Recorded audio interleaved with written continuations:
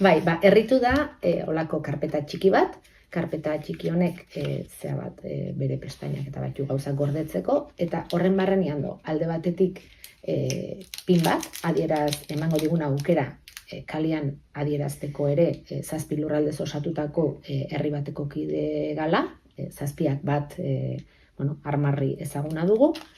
Bestetik, pegatina bat ekarriko du, mobilan atzin edo jarri daitekena, ez? Gazteek batez ere erabiltze dituzte, ez? Mobilan atzin, eta bada aukera bat ere, ez? Telefono zeiganean ere, askotan eitzen gala, erakusteko zeingan, eta garrantzitsuena esango genuke dela erritu txartela bera. Txartelak berak aukera ematen du norbere izena bizenak eta herria adierazteko, sinatu eta argazkia jartzeko. Binon, honen atal garrantzitsuena edo esango genuke edo bereziena. Erritu bakoitzak bere zenbakia du, bai? Ikusten dugunez, Oiartzun mugak 200 piko izango dira. Zenbakiko 200 pikotik hasita, ez? Hau eskuartean dakadan hau 200 da, bai?